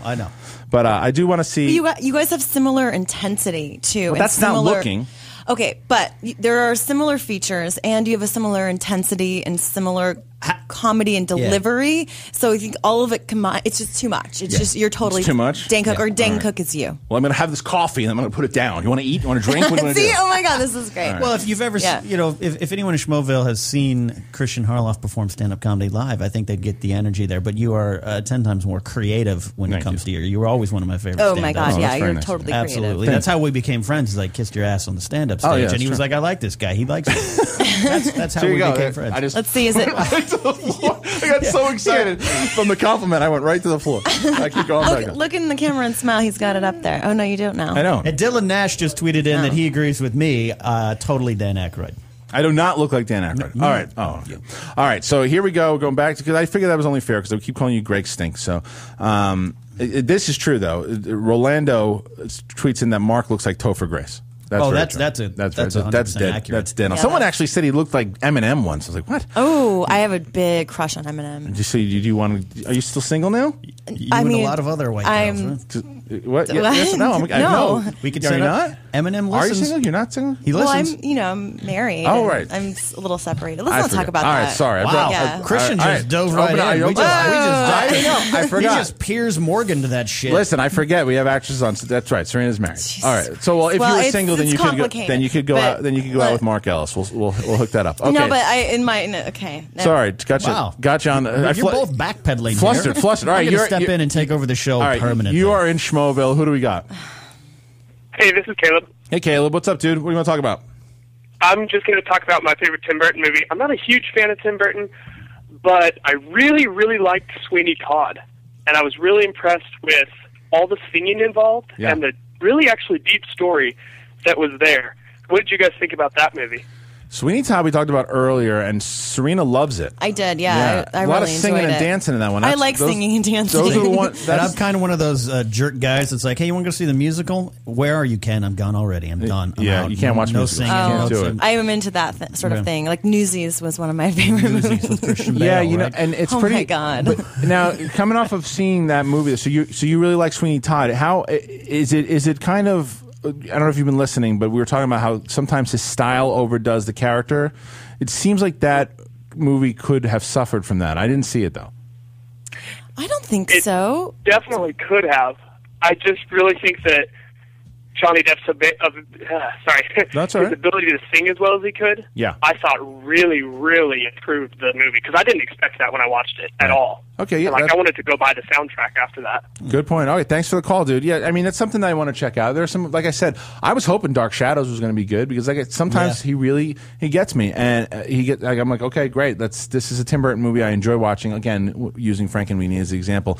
Jeff the engineer, how long do we have?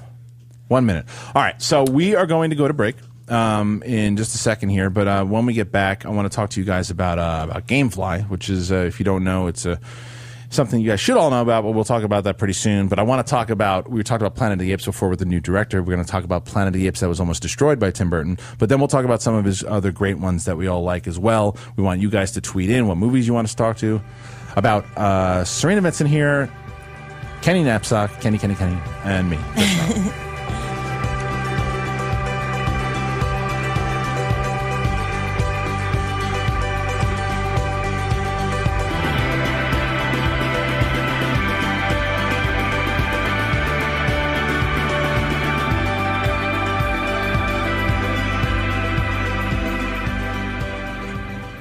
That's perfect. Okay, that's what Jeff the engineer wants us to talk about. Then that's what we'll talk about.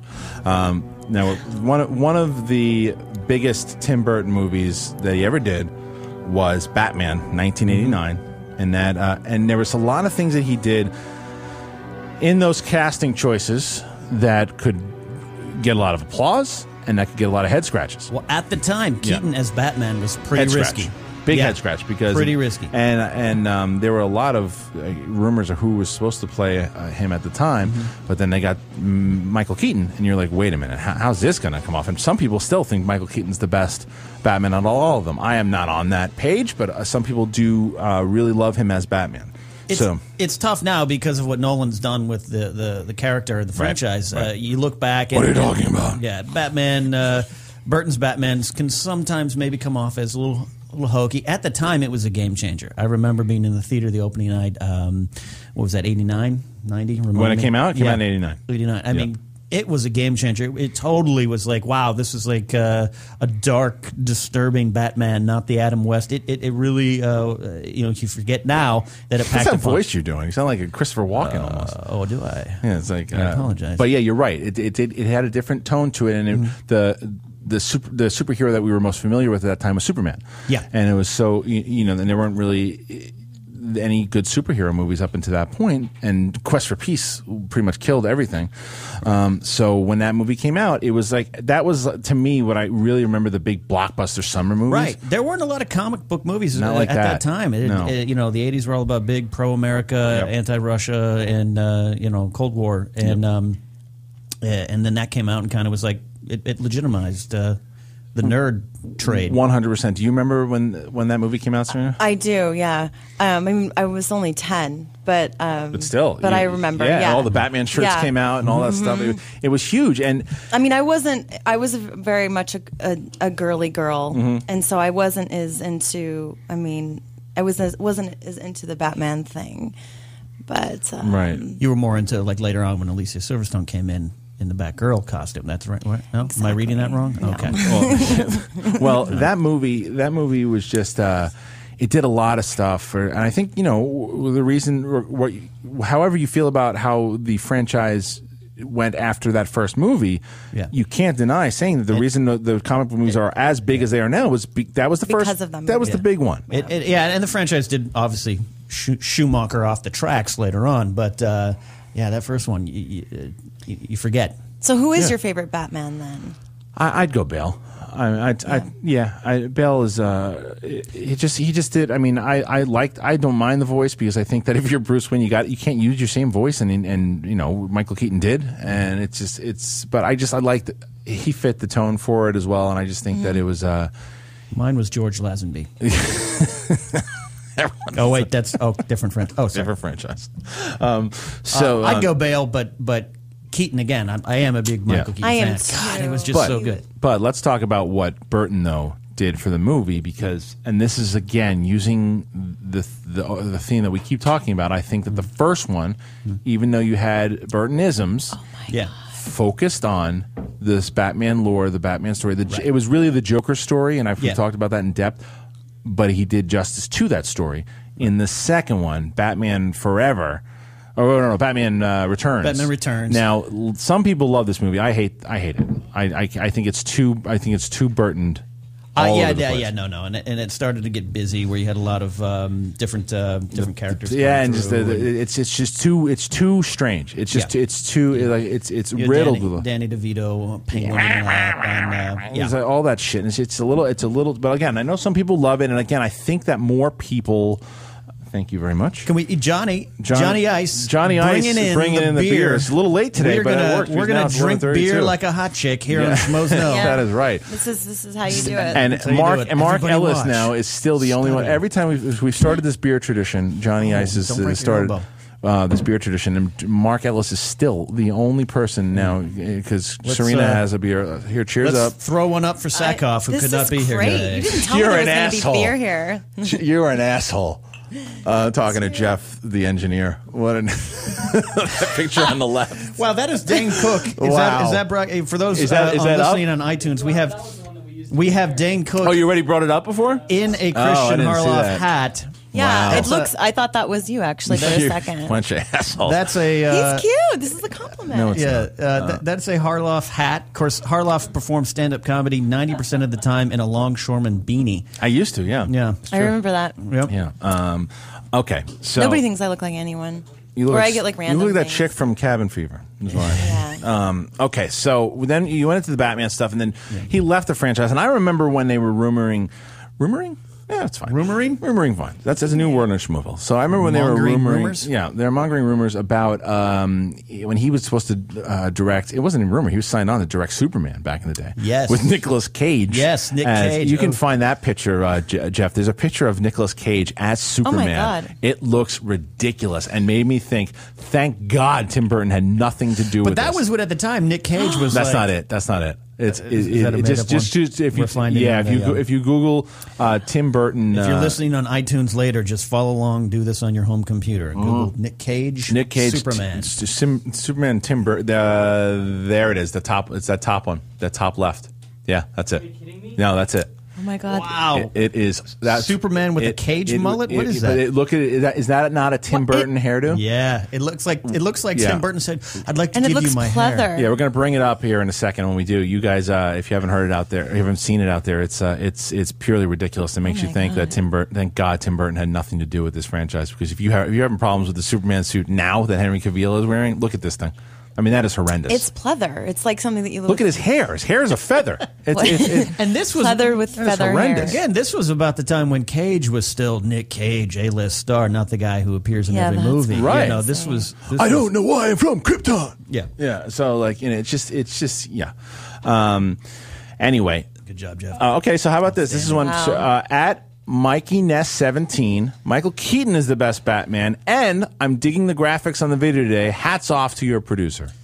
There you go, Jeff the engineer. Jeff the engineer. Yeah, way to go. Never enough respect here, Jeff. See, there you go. You get new toys, and he's been going bananas over there today. Yeah. I love it. Great. Okay, so and then let's talk about a couple more Tim Burton movies here. Well, let's have some more calls from Schmoeville. Where the hell is that phone number? Because we need you guys to call in. We're going to talk. Oh, there it is. 323-622-8623. It's 323-622-8623. Talking Tim Burton movies. Kenny looking like Greg Stink, and How to Eat Like a Hot Chick. So, I mean, there's a couple other movies that he's done that, but you know what he's also done? He puts his wife in every movie. Right. And she's a good actress. But before Helena Bonham Carter, Lisa Marie was in every movie because they were a couple. Oh, look at that! You say, but I mean, and that's that's a way to keep income coming into the house. So you're just like, okay, well, I put you in a movie. I don't need to give you my credit card. She's great though. She is. She's good. But I did she's a movie just, with her once, actually. Which one? Well, do tell. they cut me out. It's called Conversations with Other Women, and it's her and Aaron Eckhart.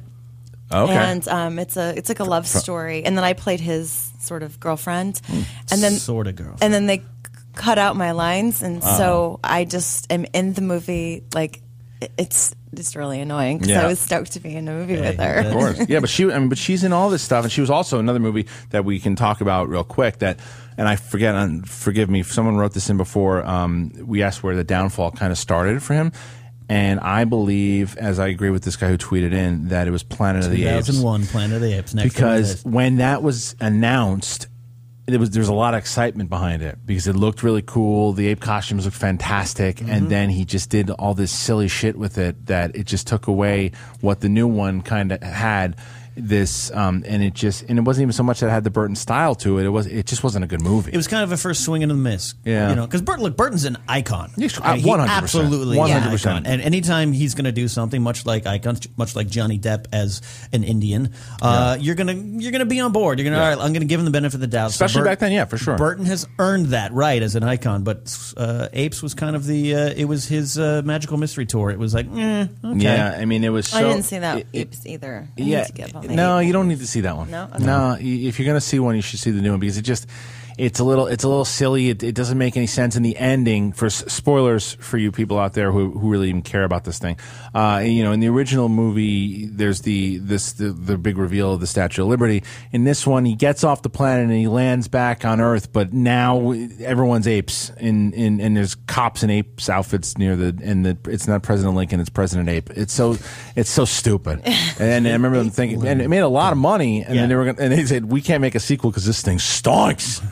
So they didn't do it. And now it's rebooted in a good fashion. But look, all right, so we're going to go through his credits, starting from Frankenweenie the short, and then you can say, if you've seen it, you say thumbs up, and if you didn't like it, you can make a fart noise or say thumbs down. It's up to you. Frankenweenie the short, I just watched it. I'll give that a thumbs up. Kenny, I haven't seen it. Cerina, never seen it. All right, Pee-wee's Big Adventure, thumbs up. Oh, changed my life. Oh my God, 2 thumbs up. All right. Changed my life. Beetlejuice, thumbs up, thumbs up, thumbs up. Everything is up. Okay. Yes. Whoa. Batman 1, thumbs up, thumbs up, thumbs up. Absolutely. Edward Scissorhands, which we should talk about before we go any further. Edward Scissorhands. Jeff, can we play the Edward Scissorhands score one more time? That was the first pairing of Depp and Burton, right? I'm checking the list here. I believe it was. Now that came out right after Beetlejuice, like a year after, 2 years after. It came out about 2. Now, what was so good, and we can play this score. What are we talking about? It's just like tender and touching. She's that crying. Was the thing. I could cry. Crying already. I would love to see that. This was the thing with this movie, was that because you see this weird character and you go, I don't know. Right. I don't know. And scissors all over the hands. I just don't get it. And then hokey. He shows up. Gimmicky. And you fall in love. And he's got that innocence in his eyes where he's that kid. And you were like, that's the guy from 21 Jump Street. And then him and Winona Ryder, because they were dating at the time, whatever, and they have this chemistry together. Oh my God. And it's just everything moved. And like it was that thing of being different and working past that. And the villagers wanted to, they accepted him at first, and now they screwed him. And it's like all this stuff, like the Vincent Price in the beginning, working with him as like a student. I'm thinking about this movie and I want to watch it right now. Hearing this score, too. It's so great. It's if not it's definitely one of my favorites. And I think I said it was my second favorite Burton movie. It's my first favorite. And this score my first favorite. shows you how much Danny Elfman gets Tim Burton. Yeah, absolutely. How they work so well together. That's a pairing. That's a Williams-Lucas pairing there. That's 100%. For the modern age. Like Elfman is so smart and so and gets it. And this movie is it's incredible. So so you guys listening out there, what are your thoughts? Tweet us in at Schmozno, at Cerina Vincent, at Cospan. What do you think of Edward Scissorhands? Are you a fan? Do you think it's overrated? Let us know. Makuga has tweeted in again, all my ex-girlfriends call me Edward Scissorhands, not because I'm vulnerable, but because I'm not allowed to touch them. Makuga on the fire. That's on fire. funny. He's got to take your place. Let's see his name. All right, so now moving away from Mr. Scissorhands, and please don't talk about Edward Penis Hands anymore. Let's go to. I still want to see that. It's really funny. It's really funny. It really, Schmoville, please, someone UPS that over. No one send that. It's like, pretty crazy. All right, so Batman Returns was the first one out of those. I'm giving that one a thumbs down. Batman Returns. I think society did too. Yeah, Ed Wood I did not see, so I cannot love Ed Wood. A lot of people do. I didn't see it. Yeah, a lot of people love that one. Mars Attacks. Kenny goes with the thumbs up. I go thumbs up. I'm giving it a thumbs down. Serena, I didn't see it. All right. That's your homework. Sleepy Hollow. You didn't know. None of us Didn't saw see it because it hit and everyone went nah. I saw Sleepy Hollow. Did you like it? I mean, it came out around the holidays, and so I had a good time. I went in with low expectations, but or no expectations, but it didn't move me. Okay. I wasn't moved. Yeah, so I mean, that's. But I'm not going to hate him for it. That's fine. So then we have that one is someone says Craig Spivak. Craig says, Spivak. Why don't you guys have a foursome with Edward Scissorhands? Jeez. You're cute. I like that. Yeah. Maybe we will. That would be brutal. That would be just like Sweeney Todd. All right, then I'm holding the camera. Then we get into what do we got there? Is that with penis hands? For those watching on iTunes with no video, go Google this in. No, don't Google when it. You're it's a alone. horror movie. Look at that. Oh my God. Not safe for work. Serena said, "Oh my God!" Like we should leave the room. Yeah. All right, so we have Charlie and the Chocolate. Hold on, I lost it. Sleepy Hollow. Then Planet of the Apes. We all give a big thumbs down to. Big Fish. I think we have a big thumbs up to. Yeah. Charlie and the Chocolate Factory. I'm going thumbs down. You're going thumbs up. I'm going thumbs in the middle. How about that? Thumbs in the middle. I'm thumbs down. Thumbs down. The Ellis role there. Never saw a Corpse's Bride. I didn't either. I didn't. Yeah, okay. I bought the shirt at Hot Topic, but that's about it. No one. Serena liked Sweeney Todd, so she's going to be on the. She's going to be on the thumbs up. Thumbs up there. For me, it had songs. I was out. All right, now what about Alice in Wonderland? Hold on there, Schmoville caller. What about Alice in? You know what? Let's talk to the Schmoville caller real quick. Who do we got? Hey, you're in Schmoville. Who do we got? Nobody. We've got kids. All right, we've got kids. All right, see you later. All right, Alice in Wonderland. Like I said, the style to me was cool. I like Alice in Wonderland, and okay, so I understand a lot of the thumbs down. But since these last couple movies we've talked about, not a lot of big thumbs up, big thumbs up. I haven't seen it. True. So and then you get. But Frankenweenie is that right? No, well, yeah, of course. Sweeney Todd. What's this one? What are we playing? This is Alice. Okay, we play Alice. That's fine. And then Dark Shadows, which was a shitbox on wheels, and then you got Frankenweenie. So this could be maybe the resurgence of Mr. Burton. Nick Widener tweets in Tim Burton Rises 2012. Yeah, it maybe could very well could be. All right, let's real quick before we continue on, and because I wanted to talk to you guys about Kenny, you talked about this last week. If you guys again, when you look at the bottom of the watch and the videos, there you see the Amazon link, you see the Ripped Apparel. Link, and there's also a GameFly link. Absolutely. And a lot of you guys ask us all the time, how come Mark and I don't review video games?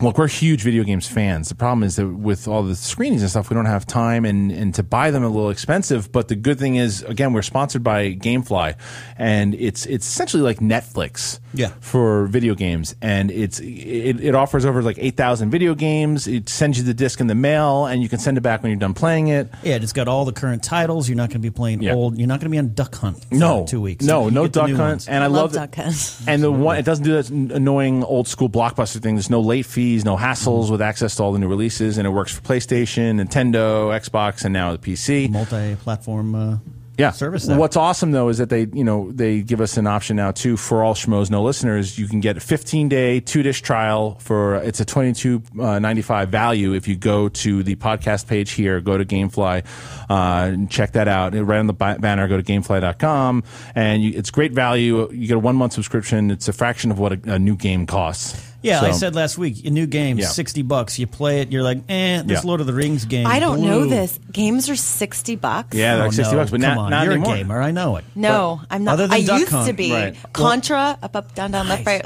A, B. Wow. You just got a whole bunch of Twitter 50 followers. Marriage proposals for Cerina Vincent right now. So guys, you are. Jeff's turned on. Wow, look at you. Put your pants on. Have a beer. So guys, definitely give it a try. And like I said, we're offering a free 15-day 2-dish trial for all of our listeners. Go to just www.gamefly.com/schmoes and check that out, because it's a lot better than, you know, spending money on a video game that you don't really care about. That's a great idea. It's really good, and it helps out the show too if you could check it out.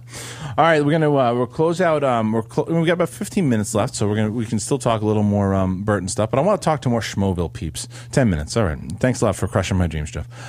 So call on in at 323-622-8623. Let's talk some. We can talk whatever you guys want. If you still want to talk some Burton stuff, if you want to talk about anything, you know, anything related that we are talking about today. I thought we were going to also talk about kidnap movies. I researched that. Well, no, we were going to talk about it. Yeah, we changed it because I asked Schmoville and I said, "What would you rather us talk about, Burton movies or kidnap?" And it was overwhelming with Burton. So you are in Schmoville. I had 2 hours planned for The Marine with John Cena. Oh, good Lord! All right, so you're in Schmoville. Who do we got? It's Matt again. Hey, Matt. I got it's kind of a Burton question, more a little bit, but with him being a victim of making shitty remakes. Is he a victim, or are we a victim for watching? Well, I think everyone was. Right. But it talks of either remaking Beetlejuice or making a sequel to it, but all the talks have been kind of him being involved with it, and the writer of Abraham Lincoln, Vampire Hunter, of the book, which I heard is pretty good. Of the book, okay. So. Well, did the writer of the book... Is Beetlejuice one of those things, just leave it alone and never touch I think it? you do. I don't think you touch I don't know, because I'm torn on that one, because thank you for the call, dude. I appreciate that. I'm torn on this because here's the thing. That movie, and I read something like, you know, that Burton basically said, go write the script, let me see how it looks, and then, you know, I'm excited to do it if it comes out great. If it's the same writer of the book, great, but I'm curious of Abraham Lincoln. But I'm wondering if the Abraham Lincoln guy wrote the script. Tweet me in if you know that. But the thing is, you know, by the way, there is in Frankenweenie, Winona Ryder voices a character, and she says no, but she seems like Lydia. Like before she moves to the house. Yeah, she really seems like Lydia. Little crossover, little tie-in. It's very reminiscent. She's kind of like that sullen, and she's got the black hair and the kind of, hey, you know, that. It reminded me of Beetlejuice, and maybe it's kind of refreshing in people's minds. I don't think they touch it. Depends. Well, if Burton directs it, and you know, then not a remake, a sequel. A sequel. I want to, and Keaton's got to come back. Right. Don't give me a new Beetlejuice. Yeah. Just like, because obviously RoboCop Jack 3. Black is Beetlejuice. Oh my God. Yeah, RoboCop 3, no Peter Weller, worst movie in the history of the universe. All right, so you are in Schmoville. Who do we got? Hi, just another thing about Beetlejuice 2. Michael Keaton said he would love in a heartbeat to reprise his role of Beetlejuice. He said it's the most fun he ever had playing a character. Yeah, I'm sure he does, because the Kmart job isn't holding up right now. But he's actually back. He's actually back. I love Michael Keaton. I'm totally breaking Keaton. Balls. I love Keaton. He's actually, what did he just, he got cast in RoboCop, in the new RoboCop. Yeah. Yeah, so, I'm with you, dude. I hope, thank you for that information. Appreciate it. I hope Keaton comes back as Beetlejuice. I mean, you can't do it. You cannot, I won't You see can't it. do it without him, yeah. And you're right, if he did do it, if they did it and he did it, and it was the same team, everybody would be expanding so stoked. the story. It's so weird, though, too, because it came out in 88. It's 20-some-odd years later. It'll be more dated. As long as there's no nuclear explosions in refrigerators, we're okay with extending but you never know. All right, hey, you're in Schmoville. Who do we got? Hey, my name's John. Hey, John, what's up, man? Hey, can you turn your computer down a little bit, bud? Yeah, for sure. Sorry, guys. That's all right. I was just wondering, on the talk of remakes, what you guys thought of like an Edward Scissorhands remake. No. Or is it too early to touch that? Are you saying that you're just curious, or you've actually heard that? I was just curious if Tim Burton could touch that again, and maybe I think it was perfect. and maybe I don't know, try it out. No, you don't. That's a movie you don't. That's like one of those, like, there's no touch to it. There's no reason for a sequel. The story was told. It's over. Leave it alone. Yeah. I don't know. I don't really have much faith in anything new that Tim Burton's making. So, well, check out, check out Frankenweenie and let us know what you think when you see it. And just again, I don't know if you watch the reviews on YouTube, but if you do, just after you see Frankenweenie, just leave us a comment and tell us that we had this conversation on the podcast. And I'm very curious to everyone's thoughts. So leave me a comment after you see Frankenweenie and let me know what you thought. A lot of people. All right, sounds good. Thanks, dude. Jake Hutchinson and Matthew. Joe like myself can find a little action. I'll tell you, you can on DVD, on Blu-ray, and at my house anytime. Jake Hutchinson and Matthew Osborne both tweeting in that the writer of the book also wrote the screenplay for Abraham Lincoln. And Jake says, by the way, Jeff is on his game today.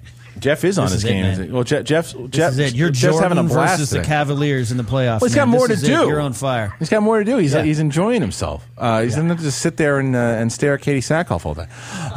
It's not bad. All right, so you're in Schmoville. Who do we got? Hey, it's Lucas. Lucas, what up, dude? Hey, you guys still talking Tim Burton? Now to the end of time. What do you got to say? Well, I don't have anything about a specific movie, but I noticed the trend with him. It's like the first 25 minutes of the movie, he sets up everything, sets up the world, sets up the characters, and then by halfway, he just kind of focuses on the style, and then the movie just kind of falls apart. I think sometimes that's true. Absolutely. And I think that's what we've talked about in this podcast, is that when his movies don't work, what you just said is 100% true. When his movies work is when it has a full character arc from start to finish. Yeah, it looks like, I haven't seen it yet, but that Frankenweenie I kind of want to see, because it actually looks like he's kind of going back to that sort of character-driven story. That's exactly right, and it was really good, and we enjoyed it. So thank you, Lucas. Really appreciate the call, dude. And it definitely sounds like... All right, see you. Thanks, Lucas. It definitely sounds like everyone wants Tim Burton to come back. We all love a good comeback story. He definitely fell off the tracks a little bit, and now Frankenweenie, you got dogs dying and coming back to life. A little callback, but it's emotional. It's not just like the Dark Shadows. There was no emotion to it. But my point is, people want a good Tim Burton movie. 100%, and they're excited about that. Still taking calls from Schmoville. Who do we got? It's about it. I wanted to know what you think more along the lines of Lone Ranger. Do you think after that great movie, Dark Shadows, that Johnny Depp's kind of pushing Tim Burton away and kind of wants to be best friends with Gore Verbinski, I think is his name? Thank you. I think they Burton and Depp have they just have that relationship. They'll still be doing shit together. It's just because they work together. Because what I think, the two of them loved the old show. Yeah. They probably made the movie, and together they go, people didn't get it. Well, we'll get them on the next one. We've done stuff that works. So before we take any more phone calls, I know we can't take any more phone calls. All right. So we had a great conversation here today. Cerina, it was a pleasure to have you. Thank you for having me. Yeah, I'm sorry about that Thanksgiving and my mother. It was really tough. But thank you, Schmoville. Follow Cerina at Cerina Vincent. Check out her website, cerinavincent.net. And watch my Walking Dead web series. Oh, right. She's on the Walking Dead web series. Yeah, go to amctv.com. Yeah, I want to watch that too. And because Greg Nicotero actually directed it, right? He did. Don't phase me out yet. I got one thing I got to say. Oh, no. All right, just one guys, big announcement for us too. All you Schmoville people out there right now, this is our last time on Wednesday at all. We're not going to be on Wednesday anymore. So you guys that are in school and worried about that kind of shit too, Thursday nights from now on, 8 p.m. to 10 p.m. It's going to go crazy because that means Ellis can actually drink. We are going to be Thursday nights. We have a lot of cool guests. Listen to the guests we have coming on. We have Oliver Stone's kid coming on. Sean Stone is going to be on next week. And then in 2 weeks, director Craig Brewer is going to be on. That's awesome. I'm so excited about that. I want to come back for the nighttime session. Yeah, of course you can. Okay. Say that again, but slower. Yes. I want to come back for the nighttime session. Oh, dirty. All right, guys. So make sure you follow Kenny at cospan.com, at cospan, at Schmoes youtube.com/Schmoes and check out Grasping at Straws on Schmoes Plus. Me and Christian Harloff. That's right. Peace out.